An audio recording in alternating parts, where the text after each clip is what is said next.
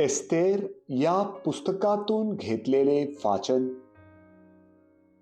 Esther राणीने मृत्यूच्या भयाने प्रभूचा आसरा घेतला आणि इस्रायेलच्या देव प्रभू परमेश्वर याच्याकडे प्रार्थना केली.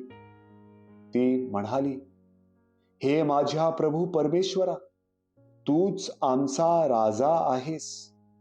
एकाकी असलेल्या मला मदत कर. तुझ्या विना मला दुसरा कुठलाच आधार नाही.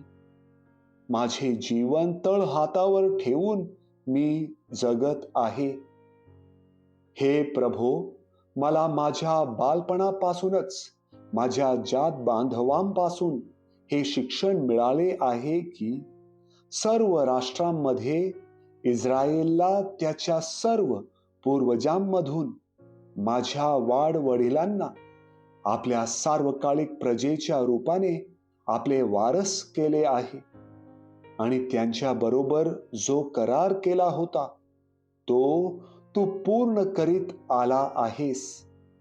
हे प्रभो, आमची आठवण ठेव.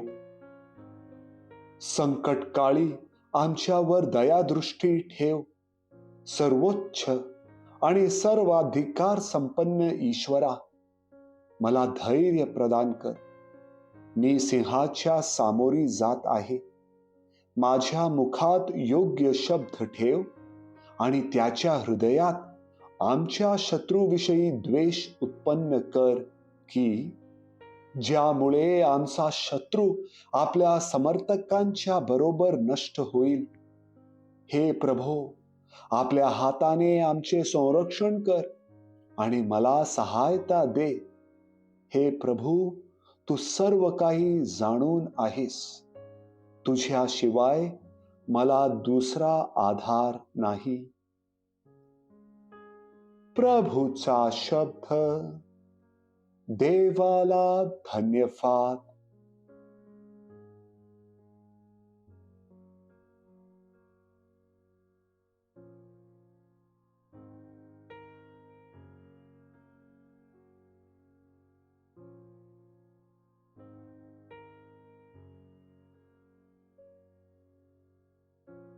मथई लिखित पवित्र शुभवर्तमानातून घेतलेले वाचन.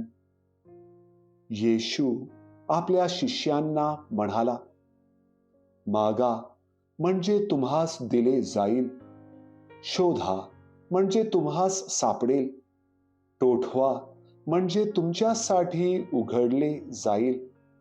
कारण जो कोणी मागतो त्याला मिळते, जो शोधतो त्याला सापडते व जो ठोठावतो त्याच्यासाठी उघडले जाईल.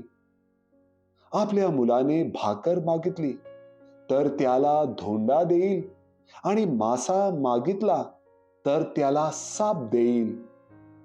असा तुमच्यात कोण माणूस आहे? मग तुम्ही वाईट असताना आपल्या मुलाबाळांना चांगल्या देणग्या देणे तुम्हाला समजते, तर तुमच्या स्वर्गातील पित्याजवळ जे मागतात त्यांना तो किती विशेष करून चांगल्या देणग्या देईल. ह्याकरिता लोकांनी जसे तुमच्याशी वागावे अशी तुमची इच्छा आहे, तसेच तुम्ही त्यांच्याशी वागा. कारण नियमशास्त्र व संदेष्ट्यांचे ग्रंथ हेच होत. प्रभूचे शुभवर्तमान. हे प्रभू येशू ख्रिस्ता, तुझी स्तुती असो.